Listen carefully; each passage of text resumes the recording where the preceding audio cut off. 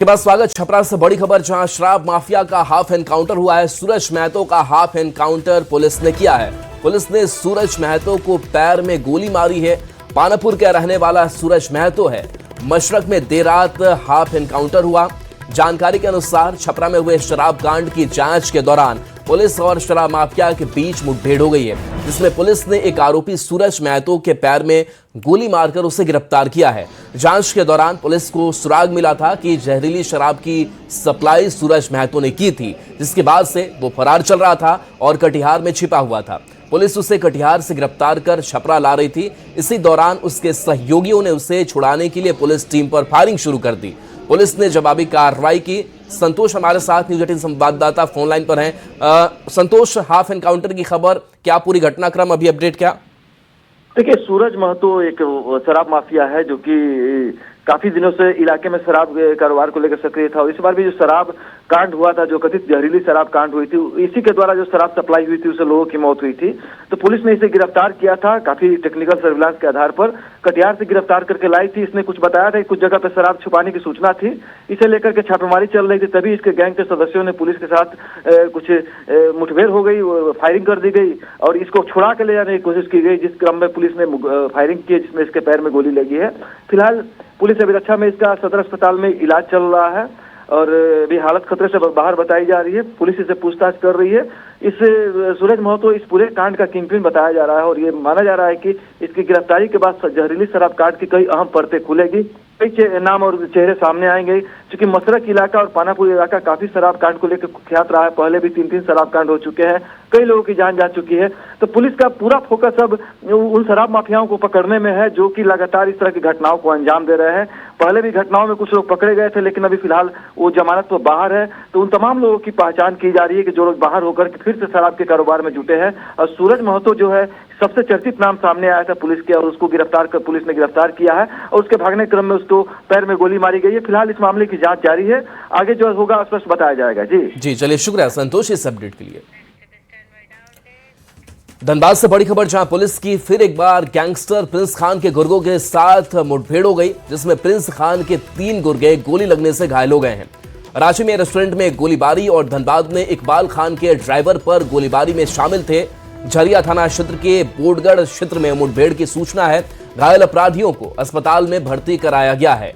तो पुलिस की मुठभेड़ में 3 घायल है। धनबाद से बड़ी खबर, जहां पुलिस की फिर एक बार गैंगस्टर प्रिंस खान के गुर्गों से मुठभेड़ हुई है। संजय हमारे साथ फोन लाइन पर है। संजय, मुठभेड़ को लेकर अपडेट क्या?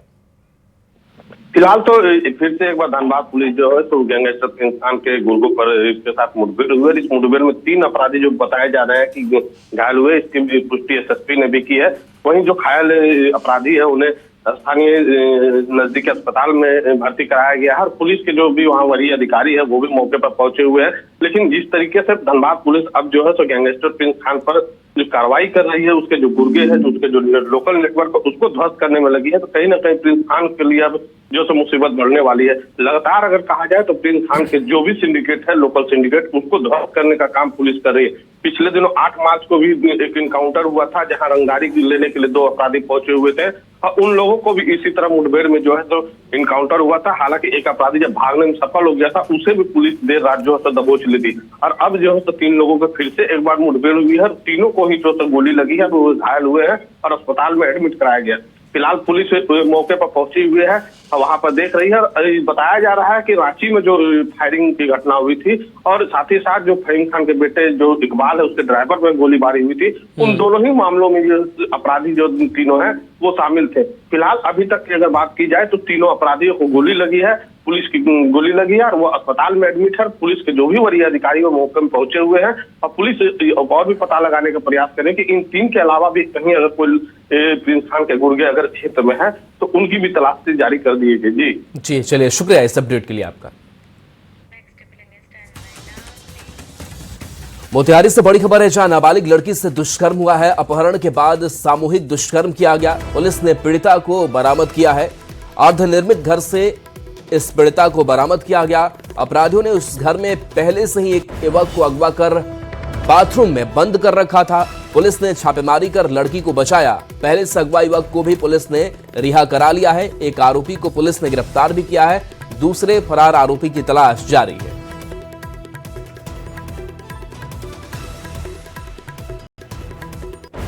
किसी किसी से पूछता हुआ बंजरिया थाना पहुंचा था और अपनी आप बीती बताया। तो एसएचओ उस दिन राउंड पर ही थे। जब इनको पता चली तो एसएचओ अपनी टीम बना करके हम लोगों को भी सूचित किए और सूचित करने के बाद में तत्परता पूर्वक जो है खोजबीन स्टार्ट किए। तो बच्चे के बताए अनुसार 1-1.5 घंटे के मशक्कत के बाद में उस मकान को चिन्हित किया गया और घेराबंदी करके तलाशी ली गई। तो उसमें पीड़ित बच्ची जो बालक थाने पर आया था, इसका मित्र जो है वो वहाँ से बरामद हुई और उसके द्वारा बताया गया कि उसके साथ गलत हुआ है। उसके बाद में उस मकान से 2 और अपराधकर्मी रेप हुआ है। उसके मकान से 2 अपराधकर्मी भी पकड़े गए।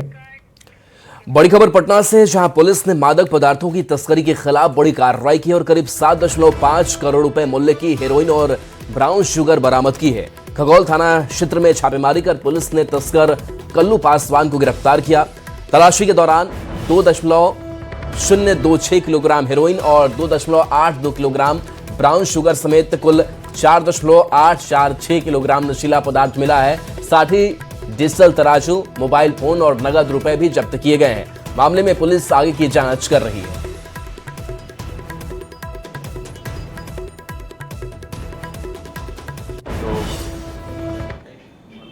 उनके घर को घेरा। जब वो घर को घिरते हुए देखे तो भागने की कोशिश की। भागने क्रम में उनको पकड़ लिया गया। जब उनके घर की तलाशी ली गई तो उनके यहाँ पे एक प्लास्टिक के झोला में 5 अलग अलग पन्नी के मादक पदार्थ मिले, जिसमें करीब 2 किलो 26 ग्राम हीरोइन और 2 किलो 820 ग्राम ब्राउन शुगर है। टोटल मिला के 4 किलो 846 ग्राम ये मादक पदार्थ मिले हैं, जिसका कुल अभी बाजार का जो कीमत होगा वो करीब 7.5 करोड़ के आसपास है। खबर समस्तीपुर से है, जहां मुफस्सिल थाना क्षेत्र अंतर्गत भुसारी गांव में हुई सिर काट कर हत्या की घटना का 72 घंटे के भीतर खुलासा हो गया है। मामले में 5 अपराधियों को गिरफ्तार किया गया है। साथ ही घटना में इस्तेमाल तलवार को भी बरामद किया गया है।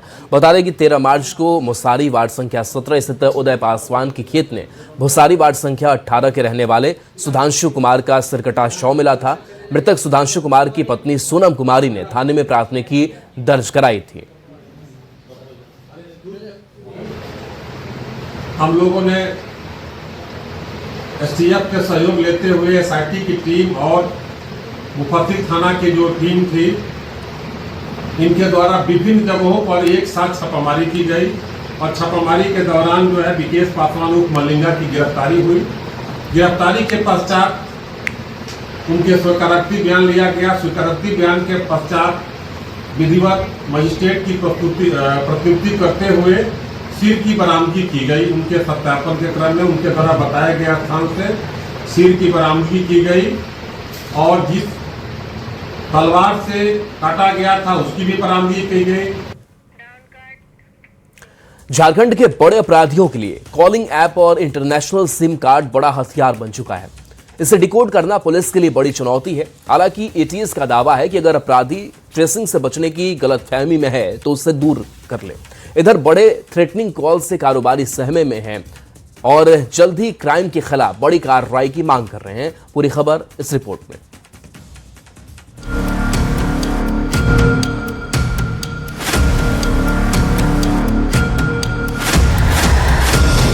झारखंड में नक्सलवाद अपनी अंतिम सांसें गिन रहा है, लेकिन उसकी जगह अब पुलिस प्रशासन के सामने संगठित अपराध जड़ें मजबूत करने में जुटा है। प्रिंस खान, राहुल सिंह और राहुल दुबे गिरोह की ओर से धमकी भरे कॉल कारोबारियों को आ रहे हैं। इससे व्यापारियों में भय का माहौल है। झारखंड चैम्बर ऑफ कॉमर्स ने ऐसे अपराधियों के खिलाफ कड़ी कार्रवाई की मांग की, ताकि अपराधियों में भय का माहौल हो और कारोबार करने में आसानी हो।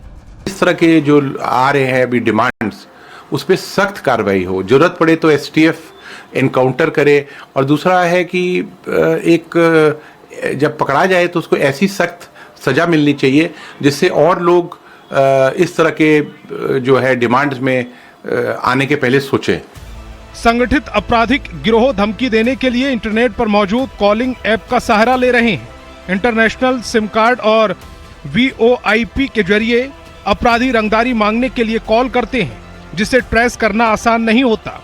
ATS SP की माने तो तकनीक के बढ़ते इस्तेमाल की वजह से अब इंटरनेट कॉल को भी ट्रेस किया जा सकता है। उन्होंने आपराधिक गिरोह को गलतफहमी से बचने की भी चेतावनी दी कि उन्हें कोई पकड़ नहीं पाएगा।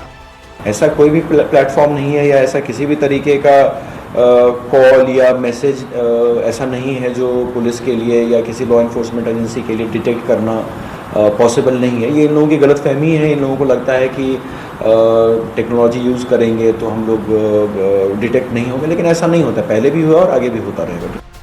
नक्सलवाद की काली छाया से मुक्त हो रहे झारखंड पर संगठित आपराधिक गिरोह के काले बादल मंडराने लगे हैं। कारोबारी वर्ग सहमा हुआ है और पुलिस उनका सुराग लगाकर सलाखों के पीछे भेजने में जुटी है। ऐसे में जरूरत है जल्द ही अपराधियों के खिलाफ कड़ी कार्रवाई करने की, ताकि अमन चैन का माहौल कायम रहे और झारखंड क्राइम फ्री स्टेट के रूप में अपनी पहचान बना सके।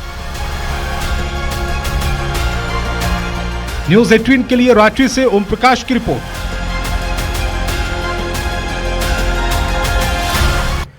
मोतिहारी से बड़ी खबर है, जहां रक्सौल सीतामढ़ी रेलखंड पर हादसा टला है। कार से अमृत भारत ट्रेन की टक्कर हो गई। रेलवे ट्रैक पर कार फंसी हुई थी। ट्रेन को आता देख कार ड्राइवर फरार हो गया।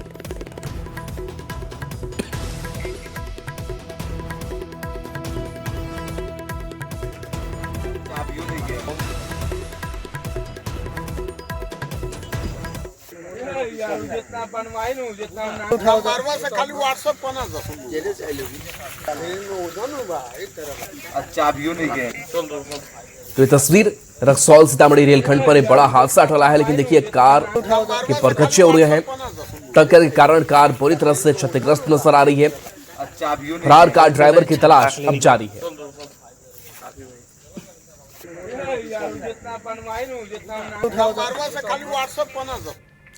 आरा के पीरो सामुदायिक स्वास्थ्य केंद्र से एक ऐसी तस्वीर सामने आई है जो स्वास्थ्य व्यवस्था पर कई सवाल खड़े कर रही है। यहाँ एक घायल व्यक्ति प्राथमिक इलाज के बाद भी घंटों अस्पताल के बाहर फर्श पर पड़ा रहा। वो शख्स जिंदगी और मौत से जूझ रहा था। जानकारी के अनुसार डायल 112 की टीम घायल व्यक्ति को इलाज के लिए पीरो सामुदायिक स्वास्थ्य केंद्र लेकर पहुंची। अस्पताल में उसका प्राथमिक इलाज तो किया गया कि व्यवस्था नहीं होने के कारण उसे अस्पताल परिसर के बाहर ही फर्श पर छोड़ दिया गया। लोगों का कहना था कि अस्पताल में अगर समय पर इलाज की व्यवस्था होती तो मरीज को इस तरह फर्श पर नहीं पड़े रहना पड़ता। अब देखिए, इस घटनाक्रम के बाद सवाल भी कई हैं और सवाल ये है कि घायल को फर्श पर तड़पते क्यों छोड़ा गया। सवाल ये भी है कि शख्स का बेहतर इलाज आखिर क्यों नहीं किया गया, और सवाल ये भी कि स्वास्थ्य केंद्र की लापरवाही का जिम्मेदार आखिर कौन है। झारखंड में चार्टर्ड विमान सेवा मुहैया कराने वाली रेडबर्ड एक बार फिर से चर्चा में है। राज्य सरकार ने इस एयरलाइंस कंपनी को वीआईपी और वीवीआईपी मूवमेंट के लिए 6 महीने का सेवा विस्तार दिया है। बता दें कि 24 फरवरी को रेडबर्ड कंपनी का ही एयर एम्बुलेंस हादसे का शिकार हुआ था, जिसके बाद राज्य सरकार के ताजा फैसले पर सवाल उठ रहे हैं। दरअसल किसी भी कंपनी के साथ नई उड़ान सेवा के लिए टेंडर की एक लंबी प्रक्रिया होती है।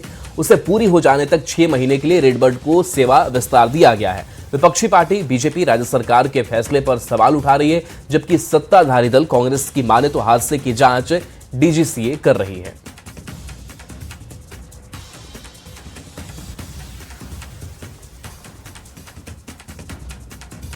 बहुत ही आश्चर्य है कि जिस तरीके से झारखंड में वीआईपी और वीवीआईपी को लाने का जिम्मा इस कंपनी को दिया गया है, तो क्या यहाँ के जो माननीय है उनके जीवन का कोई मोल नहीं है? ये पूरा मामला अभी जांच के दायरे में है और इन्होंने सेवा विस्तार दे दिया। ये तुरंत रद्द करना चाहिए, कड़ी कार्रवाई करनी चाहिए और नया किसी जिसको भी एयरलाइंस को देना चाहते हैं उसको ये सेवा दें। तकनीकी गड़बड़ियां रही हैं, किस तरह की लापरवाही रही है उसकी जांच होगी और उस पर हम लोगों ने तत्काल रोक लगा दिया था। अब जो वीवीआईपी और वीआईपी की बात है तो वो जो चलता आ रहा पहले से उसको एक्सटेंशन दिया गया है। तो जब तक डीजीसीए कोई ऐसा निर्णय नहीं लेती है कि इनको आने वाले समय में काम नहीं दिया जा सकता है, तब तक हम कोई फैसला नहीं ले सकते हैं। आसमान में कोई भी विमान उड़ान भरता है तो डीजीसीए की मंजूरी के बगैर उड़ान नहीं भरता। हालांकि इस मामले में डीजीसीए की जांच चल रही है। रेडबर्ड कंपनी के उस दौरान जो घटना 24 फरवरी को हुई थी उसको लेकर जांच चल रही है। रिपोर्ट आने पर ही एयर एम्बुलेंस के तौर पर इस कंपनी को झारखंड में क्या करना है नहीं करना है इस पर फैसला बाद में लिया जाएगा। लेकिन फिलहाल जो है 6 महीने का विस्तार दिया गया वीआईपी और वीवीआईपी के मूवमेंट को लेकर। कहा यह भी गया कि यह कंपनी चूंकि झारखंड में 2 साल से अपनी सेवा दे रही है, तो ऐसे में यह जानना बेहद जरूरी है कि कोई विमान अगर पुराना हो जाता है तो क्या वास्तव में उड़ान के लायक नहीं रहता। देखिए, बता दें आपको कि कई पुराने विमान आसमान में उड़ान भरते हैं और उसको मंजूरी देती है डीजीसीए, क्योंकि डीजीसीए का ही काम है कि विमान की गहन पड़ताल के बाद उसके मॉनिटरिंग और उसके ऑपरेशंस और यहाँ तक कि तमाम चीज़ों को लेकर के उसको पड़ताल के बाद आसमान में उड़ान भरने की इजाज़त दी जाती है।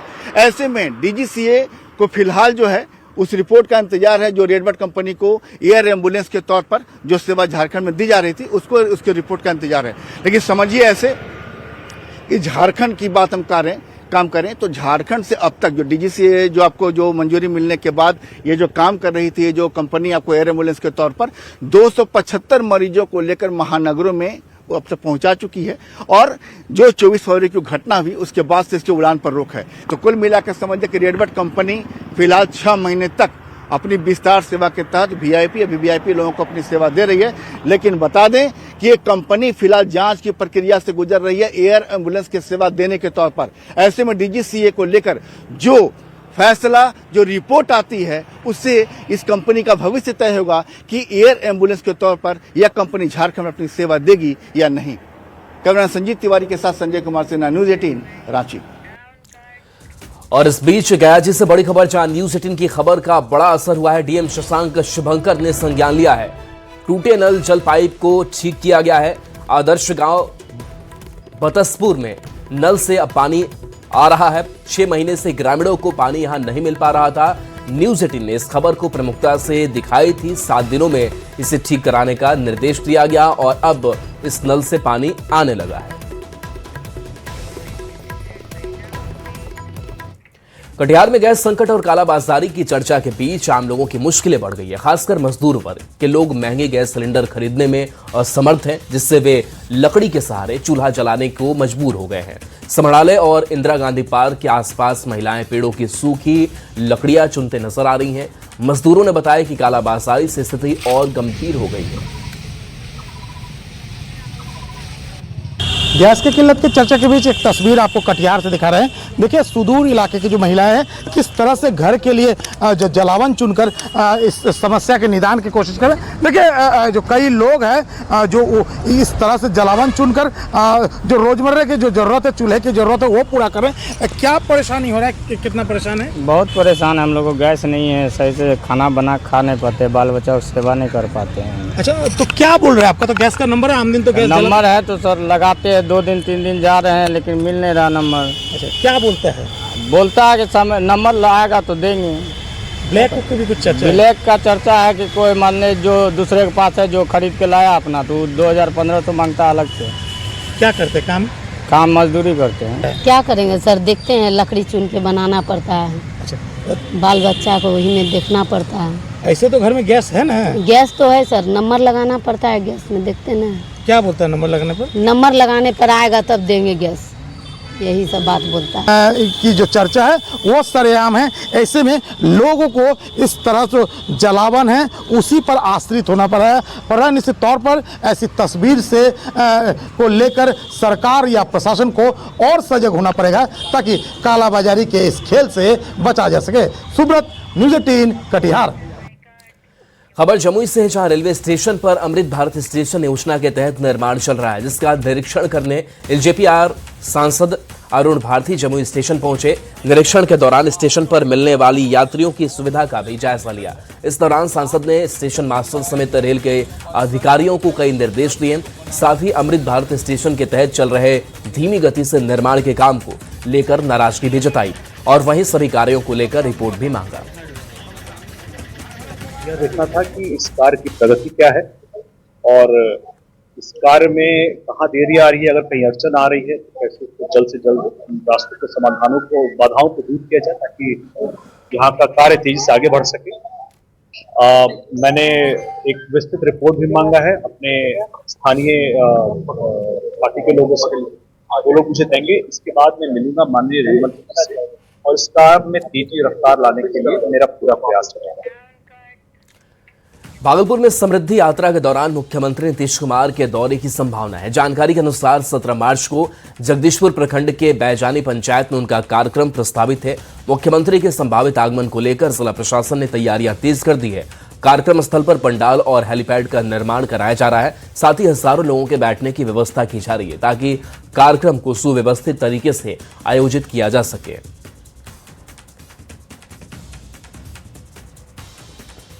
समृद्धि यात्रा के दौरान मुख्यमंत्री नीतीश कुमार भागलपुर आ सकते हैं। जगदीशपुर प्रखंड के बैजानी पंचायत के बैजानी गांव में सीएम का कार्यक्रम संभावित है। मुख्यमंत्री के संभावित कार्यक्रम को लेकर जिला प्रशासन की ओर से तैयारी शुरू कर दी गई है। बैजानी गांव के समीप कार्यक्रम स्थल बनाया गया है, जहां की तैयारी जोर शोर से की जा रही है। कार्यक्रम स्थल के ठीक बगल में हेलीपैड भी बनाया जा रहा है। मुख्यमंत्री नीतीश कुमार यहाँ पर हेलीकॉप्टर से पहुंचेंगे और फिर वो कार्यक्रम स्थल पर आएंगे, जहां पर जीविका दीदियों के साथ संवाद करने वाले हैं। सीएम का जो संभावित दौरा भागलपुर है, इसको लेकर जो तैयारी की जा रही है, इसकी तस्वीर हम आपको दिखा रहे हैं कि किस तरह से जोर शोर से यहाँ पर तैयारी में जो कारीगर हैं वो जुटे हुए हैं। भव्य जर्मन हैंगर पंडाल का निर्माण कराया जा रहा है और बताया जा रहा है कि मुख्यमंत्री नीतीश कुमार यहाँ पर अपने समृद्धि यात्रा के दौरान पहुंचेंगे और जीविका दीदियों के साथ संवाद करेंगे। साथ ही साथ कई सारी योजनाओं का शिलान्यास भी करने वाले हैं। साथ ही भागलपुर को कई सारी सौगात भी दे सकते हैं। विकास कुमार सिंह, न्यूज़ 18, भागलपुर। खबर समस्तीपुर से है, जहां डॉक्टर राजेंद्र प्रसाद केंद्रीय कृषि विश्वविद्यालय पूसा ने 3 दिवसीय क्षेत्रीय किसान मेला का आयोजन किया, जिसका थीम विकसित कृषि उन्नत भारत था। इस आयोजन का उद्देश्य किसानों को नई कृषि तकनीकों और नवाचारों के बारे में जानकारी प्रदान करना था। 3 दिवसीय क्षेत्रीय किसान मेला के समापन समारोह में केंद्रीय जल शक्ति राज्य मंत्री राजभूषण चौधरी ने शिरकत की और कहा कि किसान मेला ने कृषि क्षेत्र में आधुनिक तकनीकों की क्षमता को प्रदर्शित किया है और इसके साथ साथ प्रयासों की सराहना की, जिन्होंने किसानों और हितधारकों के लिए इस आयोजन को सफल बनाया। ये हमारा पूसा जो यूनिवर्सिटी है, doctor Rajendra Prasad central agriculture university, innovation पर, कृषि आधारित इनोवेशन पर काम कर रहा है और इसके लिए हमारे जो कुलपति साहब हैं डॉक्टर PS पांडे साहब का बहुत आभार व्यक्त करते हैं कि उन्होंने इतना बढ़िया से ऑर्गेनाइज कराया है, जहाँ एक बड़ा प्लेटफॉर्म मिलता है किसानों को, इंटरप्रेन्योर्स को, सबको अपने अपने चीज़ को दिखाने का मौका मिलता है, जहाँ पर लोग आकर के देखते हैं और उस तकनीकी का उपयोग करके अपने क्षेत्र में बड़ा बदलाव कर रहे हैं। हमारे इस मेले में करीब करीब मैं समझता हूं कि 17 से 18 हजार लोग जो है ना इसमें आए हैं मेले में। बहुत सारे हर प्रकार के किसान आए हैं, नौजवान आए हैं, छात्र छात्राएं आई हैं और एक ज्ञान का जो है ये महाकुंभ था इस कृषि के क्षेत्र में। तो ये केवल एक मेला नहीं बल्कि यहाँ पर अनुसंधान था, यहाँ पर हमारे नवोन्मेषी जो नवाचार हैं वो था, साथ साथ किसानों की समस्याएं थी और उनके संगोष्ठियों के माध्यम से हम किसानों के उनके जो भी डाउट्स थे, जो भी उनको कुछ संदेह जिसके बारे में उनको पर्याप्त ज्ञान नहीं था, वो ज्ञान देने की हम लोगों ने कोशिश किया है। और चलिए न्यूज़ 18 बिहार झारखंड पर खबरें आपके लिए लगातार जारी है।